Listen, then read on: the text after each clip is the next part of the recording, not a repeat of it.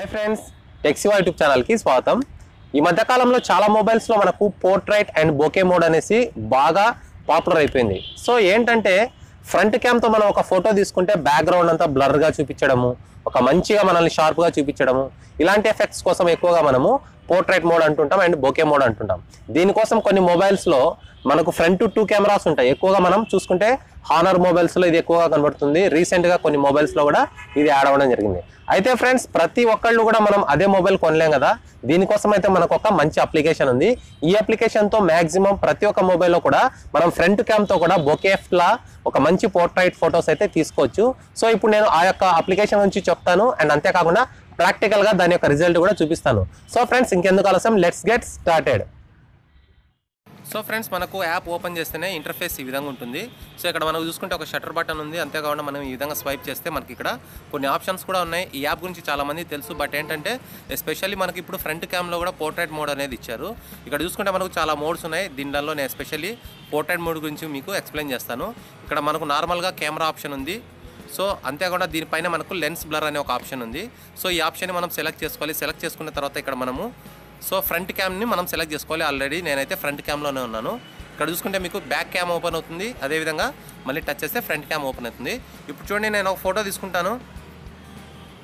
So photo తీసుకున్న తర్వాత మనం కాస్త అలా మొబైల్ని పైకెత్తాలి, మొబైల్ని పైకెత్తేనే టిక్ పడుతుంది।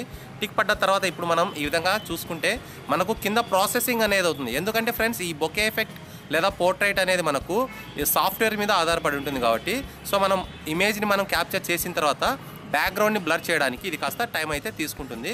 సో కింద చూసుకుంటే మనకు ప్రాసెసింగ్ ఇమేజ్ అనేసి చూడండి ప్రాసెసింగ్ అవుతుంది।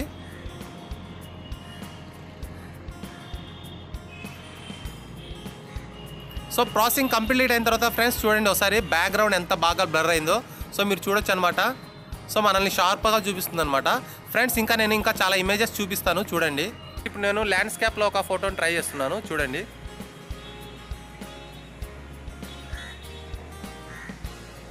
సో ఈ విధంగా మనం కాస్త మొబైల్ పైకి ఎత్తేది ప్రాసెసింగ్ అయితే స్టార్ట్ అవుతుంది। సో ఇక్కడ చూసుకుంటే మనకు ప్రాసెసింగ్ ఇమేజ్ అని స్టార్ట్ అయింది చూడండి।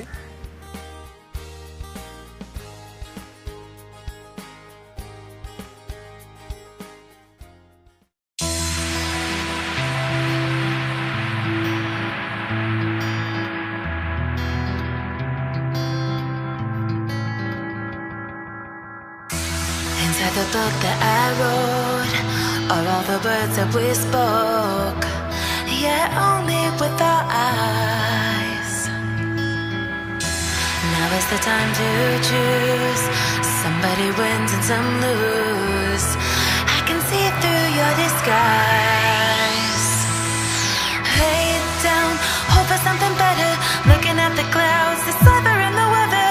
You can't keep this up. The lies are just too much. Kick back, start another fire. Looking at the clouds, making shapes that you admire. And you can't stop it now, 'cause you don't know how.